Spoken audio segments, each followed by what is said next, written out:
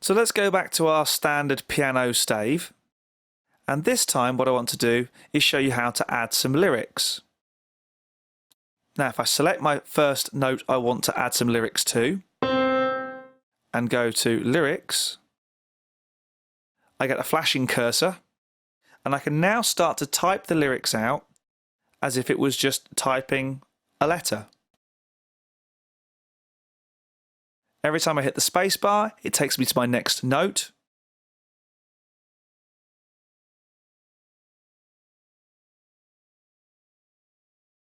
And you'll see that as I press spacebar again, the notation starts to spread out so the lyrics become easy to read. And if I hit the spacebar again, I get what's called a melisma line, indicating that that note is to be held on across all the notes in my part. Now, this has gone red slightly, indicating there's a collision.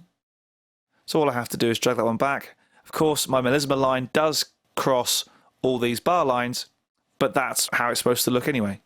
So you can see it's very easy to add lyrics. The first line. I can also add line 1, line 2, up to 5 verses of lyrics. And of course, if I choose to remove those, the shortcut for adding lyrics is Command and L.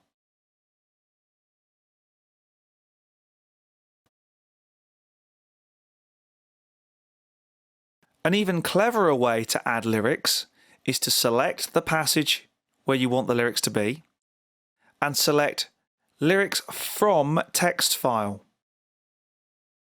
Now, this is a way where it will automatically add lyrics to your selected notation from a text file. So I'm going to go to my file store and I have a text file with the nursery rhyme Mary Had a Little Lamb, or at least part of it. I can select it, it will show me the text, and if I hit open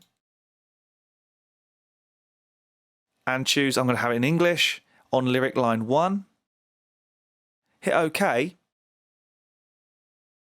and it's going to automatically add the lyrics across my score.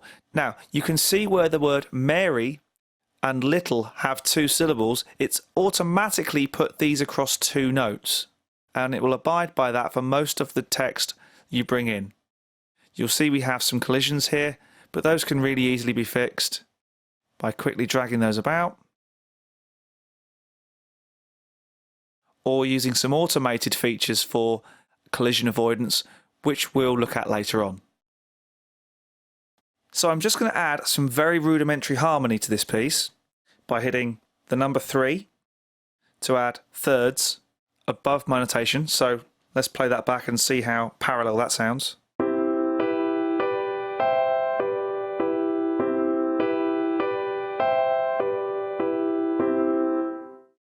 So there's some fairly basic harmony. It's not exactly diatonic, but for this example it will work perfectly. And what I'm going to do is show you how to add chord symbols and chord symbol variations to your scores. It's here under the chord symbols button. Now I can either choose to add chord symbols manually. So for example I can write A, letter M for minor, select the next space, and hit Command and K, which is the shortcut, Command K or Control K on Windows. Now if I take the letter B, capital B, and if I then hit a lowercase b and click out, you'll notice I will automatically get a B flat. I no longer have to go hunting through menus for particular symbols. Sibelius knows that automatically if I write a little b, it knows I want to add a B flat. Now to get a sharp symbol, Command K again, C and Shift number 3 will give me the sharp symbol. Now that's all very well, but what you maybe want to do is to have Sibelius work out the chords for you automatically. So if I hit the chord symbols button again, add chords from notes, if I select that, it's going to give me some options here. I want to add every quarter note only onto the piano part, hit OK, and it's going to go away and analyse the chord symbols for me and add them to my score. Very, very handy indeed. Now also in the chord symbols menu I have options for respelling the chord, suggesting equivalent chords depending on the harmonic structure of the piece. I can add and remove bass notes or root notes to the chords. And I can also start dealing with guitar chord diagrams. Now at the moment we're choosing not to show these. However, if I go over to the Appearance tab and to the Engraving Rules section, to chord symbols, and at the moment you see we have checked only show chord diagrams on guitar notation staves. If I untick that, hit OK, you'll now see we have basic guitar diagram boxes for all our chords. Now if I want to, going back into text, chord symbol, I can edit the chord diagram, but in this case of course that will be right, but I can move these about any way I need to.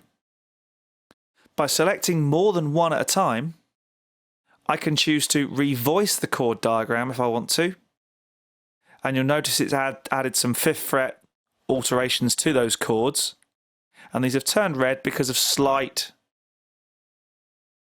crowding issues. But we move these around very, very simply. Next item in the text tab is rehearsal marks.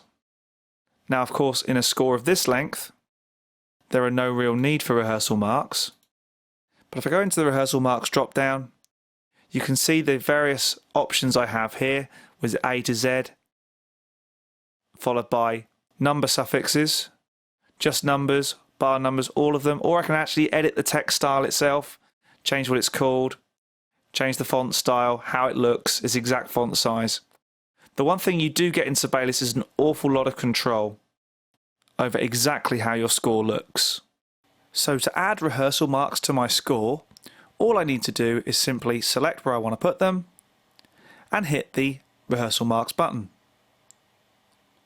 I can then move these around as I need to, add more, and you can see I'm given some floating markers so I can line them all up perfectly so the score looks really neat. If I select my score, I can also show the bar numbering. So I can have every bar, every system, no bar numbers at all, every bar. I can also, if I want to, perform a page number change. Or if you want to start from a particular page number or skip a particular page number, you can do. Next we have our plugins. And you can see that all these particular plugins apply to text as we are in the text tab. Just to recap, in this tutorial we looked at the text tab and working with different text styles in Sibelius, lyrics, how to type these and add these from a text document, chord symbols, editing those chord symbols and looking at guitar fret diagrams, rehearsal marks, and bar and page numbering. Hope you enjoyed that and hope to see you on the next tutorial.